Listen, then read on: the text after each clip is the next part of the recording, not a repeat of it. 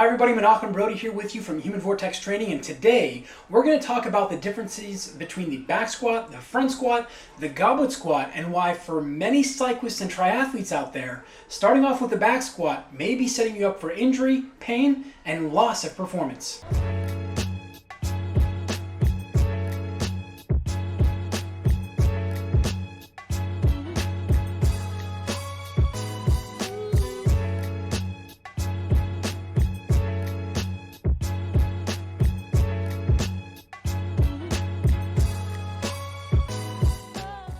When it comes to performance gains from strength training, there are a number of considerations that we need to take far above and beyond and well before we think about sport-specific movements. And why do I do the air quotes with the dip? Because a lot of cyclists and triathletes make the mistake of thinking, oh, well, this looks like a move I have in my sport, so therefore it must be valuable in my sport.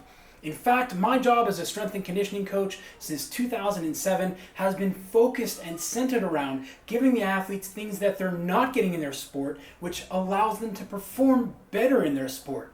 It's kind of counterintuitive, but once you break your mindset of just following the masses and what they think is right for their sport of cycling and triathlon and getting into true sport performance, you'll begin to understand far better what we're looking for out of our squats, our deadlifts, and any other move that you're doing in the weight room. Now we're going to look at the back squat first, and today we're going to use this bar, which isn't quite a barbell, but it gives us an idea as to what this would look like in the weight room for most cyclists and triathletes. So you're going to imagine you have the bar on the rack. You should never put the bar on your back as I just did. You always want to step into it, step under in the rack, and then take a step back. Now, the mistake that a lot of cyclists and triathletes make is not their fault. It's just inherent in our sport because we're rounded on the bike so much. They come down and they start to squat and they look like this. This is their squatting motion. They kind of take their butt back, the chest comes down. Well, the problem with this is that the spine is not designed to take these types of forces. An actual squat would look more like this, where we're sinking straight up and straight down. Notice my back stays nice and straight, my chin stays tucked in. And while there's going to be different variations for different people, the fact of the matter is that most cyclists and triathletes, because we're in this rounded forward position, we're not going to be able to get the stability and strength that we need to be able to support that bar properly. So what can we do to help us? Just making sure we're not going to take the mirror off.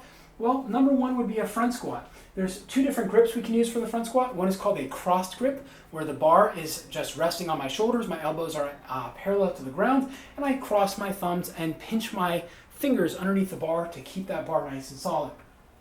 The front squat is going to act, it's going to be a little bit more or a lot more knee dominant rather than hip dominant, but it's going to allow you to train the anterior core as well as the thoracic extensors, or the upper back being able to come back and allow you to get a squatting motion and really call you out if and when you start rolling forward, because the bar is going to want to fall. Now, I don't recommend doing this with a heavy weight. If you've been doing back squat and you want to try the front squat, cut the weight by 50% and go. It's a very different exercise. Again, it's going to be more knee dominant than hip dominant.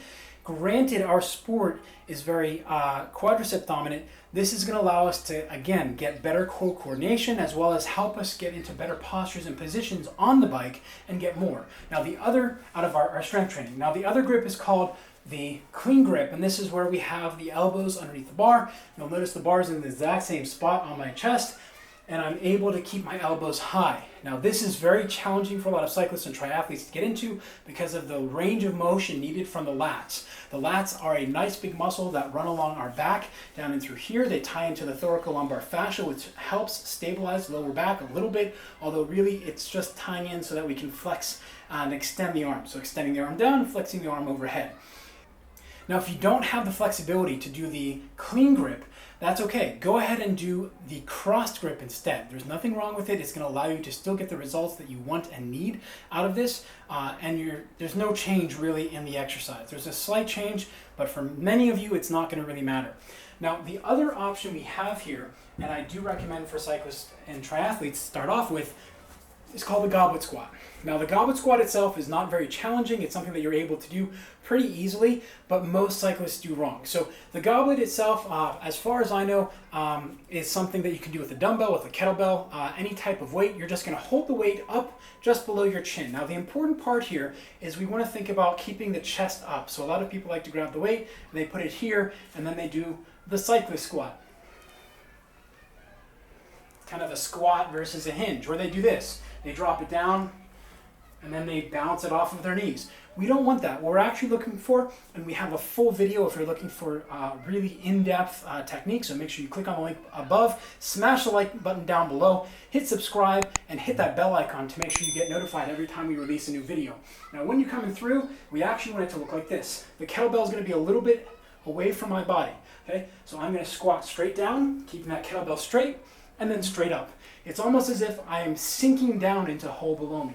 So again, holding the kettlebell, and then coming straight up. Common mistakes we'll see, aside from keeping the kettlebell too low and doing more of a squatty hinge, is going to be rounding the shoulders as you come down, and throwing the hips back or forward, and doing this. Oh, I'm so aero, bro. Oh, my back hurts. Why does my back hurt? The other is going to be taking the elbows outside the knee, and that's something we want to avoid. We want to keep them inside the knee. So we're going to push the knees out and then come right back up. So we don't want to have the elbows on the outside or resting on the knee. So these are the three primary modes of squatting. There's a lot of different variations that you can do at home as well with the kettlebell. If you, again, subscribe down below, you'll get notified every time if you hit the bell icon we release a new video. And we have lots of content coming out, and we already have lots of content down there. So these are the three different types of squats. I strongly recommend, you can hear it's tough. I strongly recommend, if you've been doing the barbell back squat, try going over to the front squat, see how it feels. It may not feel great for you. You may need a hip dominant squat, which is okay. The other option, if you're stuck at home or you don't want to go into the gym, you can start with the kettlebell. This is also a great way to start into strength training and allow you to see better results. That's it for today.